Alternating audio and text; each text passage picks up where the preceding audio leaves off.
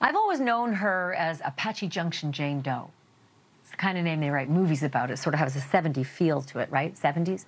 But this is no movie. In fact, if it were a story, it would be a true crime series, because it's a mystery that nobody could solve for more than 3 decades. Lonely body of a dead woman left in the Arizona desert, anonymous since 1992. Tonight, however, some of that true crime mystery has been solved. Not all of it, but some really important parts of it. First, that was not a woman. Apache Junction Jane Doe was just a girl, 15 years old, and her name was Melody Harrison.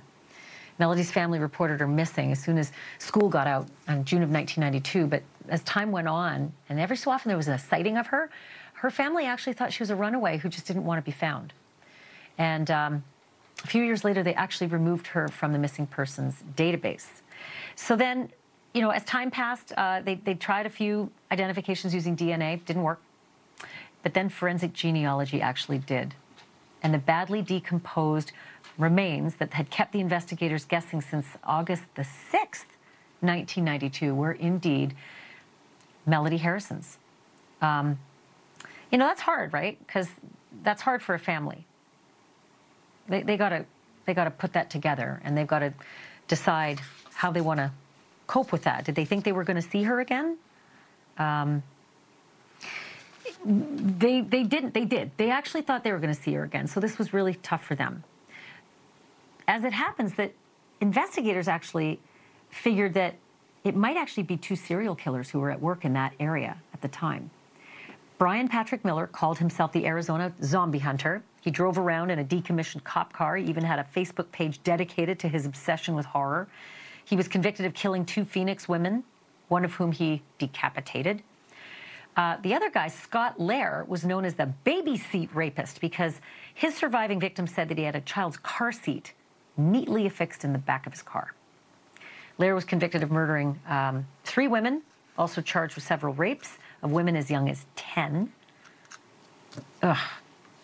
So did either of these serial killers murder young Melody Harrison? I want to bring in Troy Hillman. He's a retired sergeant with the Phoenix Police Department who specializes in cold cases.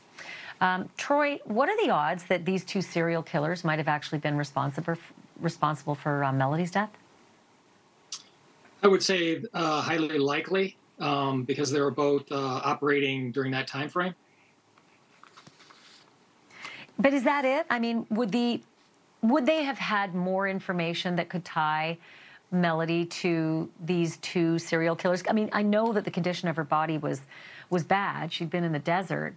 But, you know, we got really good at DNA, mitochondrial DNA, trace DNA. Might they actually have been able to find men's DNA on this body?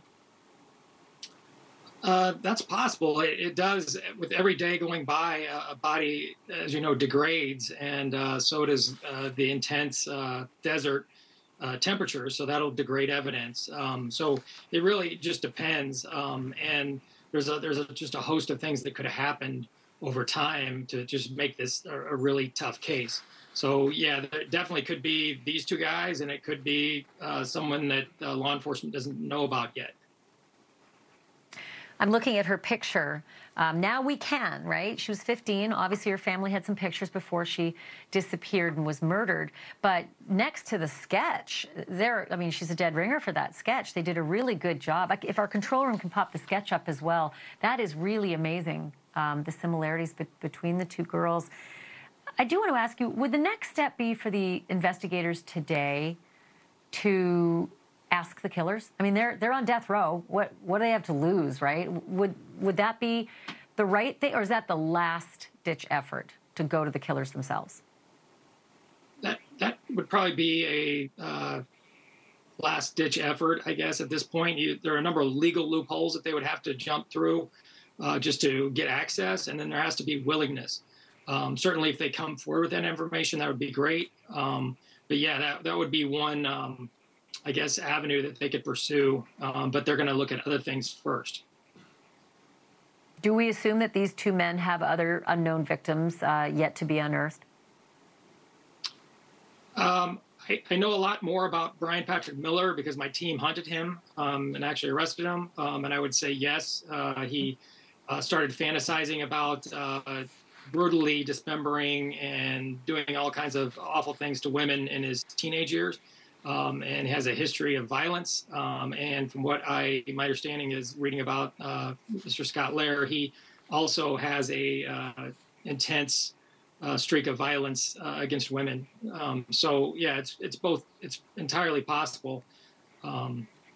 Both individuals were, in the realm of doing this awful thing to this teenage girl. I hope they can get some resolution to her killing, because they've gotten through the first mystery, who is she, and now we know, but now we got to solve that killing. Troy Hillman, thank you so much. Really appreciate it, and happy Thanksgiving to you and your family.